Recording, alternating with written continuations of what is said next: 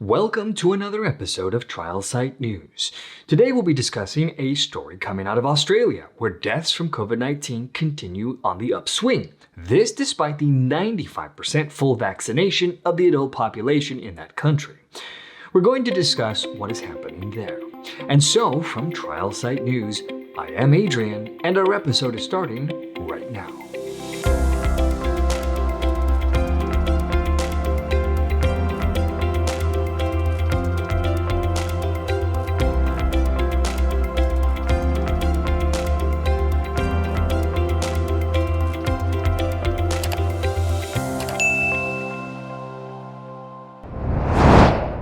So, despite 95% full vaccination of the adult population in Australia, we've continued to follow up and report on the new surge cases of COVID-19, including hospitalizations and deaths.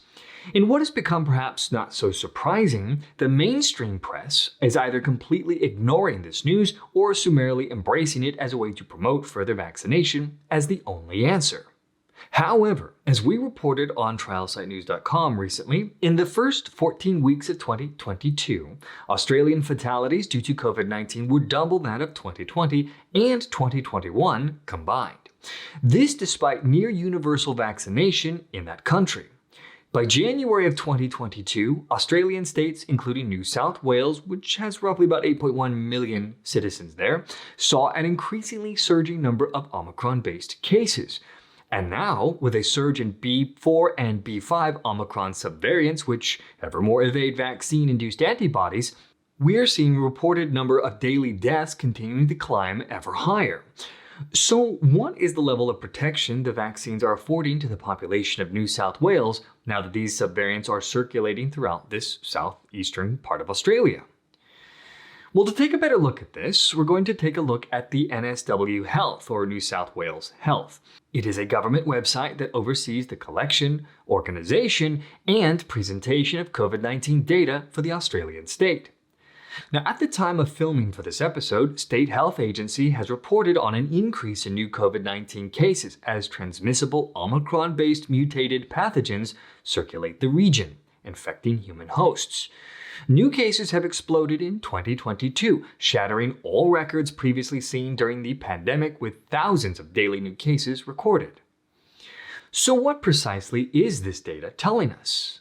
Well, while NSW Health is sure to remind the readers that the unvaccinated are far more impacted by serious SARS-CoV-2 than the vaccinated, the majority of the population are, in fact, vaccinated. And so naturally, most individuals hospitalized or deceased due to COVID-19 are also among the vaccinated. The vaccine is not doing enough to protect Australian people from hospitalization and mortality due to these circulating variant pathogens. Now, generally, healthcare agencies around the world, including the WHO and the CDC here in the United States, report that the current COVID-19 vaccines have reduced the risk of hospitalization and death, and this proportionally may still be a reality.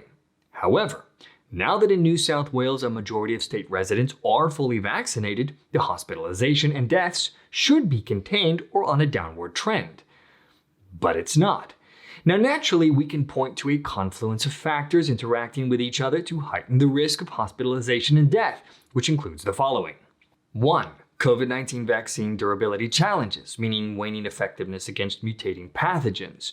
2. Mutating variants and subvariants that vaccine manufacturers face challenges keeping up with. 3. The overall surge in new cases due to a combination of highly transmissible variants/subvariants and less natural immunity generally present.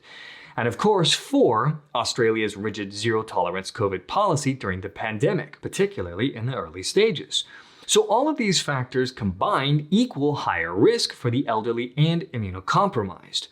It turns out that the elderly in Australia generally are getting 3 and 4 doses, significantly more than their younger cohorts. And they, of course, do this as it is recommended for elderly and immunocompromised in their country. But now we see that the NSW Health has acknowledged risks for hospitalizations and death for even those NSW residents boosted with a third or even fourth dose, saying, quote, that despite the substantial protection from COVID-19 provided by vaccination, older age remains a significant risk factor for serious illness and death with COVID-19, particularly when combined with significant underlying health conditions. In any case, the data for the week ending in June 18th, it revealed that 94.8% of New South Wales residents that passed away due to COVID-19 were vaccinated. Now, this is comparable to the total percent of vaccinated adults. Unvaccinated adults represent just under 5% of the population, and for week 24 in New South Wales, they represent 5% of the COVID-19 deaths. Now, this statistic can be misleading because SARS-CoV-2 is far riskier of a disease for the elderly and immunocompromised. It is also worth noting here that 62% of the deaths due to COVID-19 are among individuals that have received at least 3 doses, which means the elderly continue to face higher risks for hospitalization and/or death, despite continued dosing, which of course the NSW Health is now acknowledging in their statement about the warning of the risk for serious illness and death, regardless of vaccination or not, although they will tell you that the risk is reduced if you follow all the booster shot guidelines. Now, excluded from this conversation are the potential health risks associated with the vaccines. While the mRNA vaccines developed by Pfizer, BioNTech, and Moderna are deemed safe and effective from health authorities like the World Health Organization, who say that, quote, safe and effective vaccines are available that provide strong protection against serious illness, hospitalization, and death from COVID-19. Billions of people have been vaccinated against COVID-19. Getting vaccinated is one of the most important things you can do to protect yourself against COVID-19, help end the pandemic, and stop new variants from emerging. But the World Health Organization also takes care to address, although they stress that they are rare incidents of side effects, such as the risk of myocarditis in young males, which to that end, we here at TrialSite News have been following the different side effects, including myocarditis, and we recently covered here on this channel 2 16-year-old boys who died in their sleep post-vaccination due to myocarditis.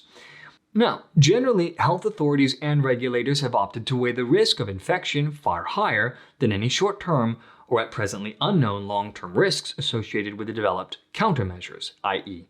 vaccines. So it'll be interesting to see what happens as time moves forward and continued doses of the vaccine are given out worldwide.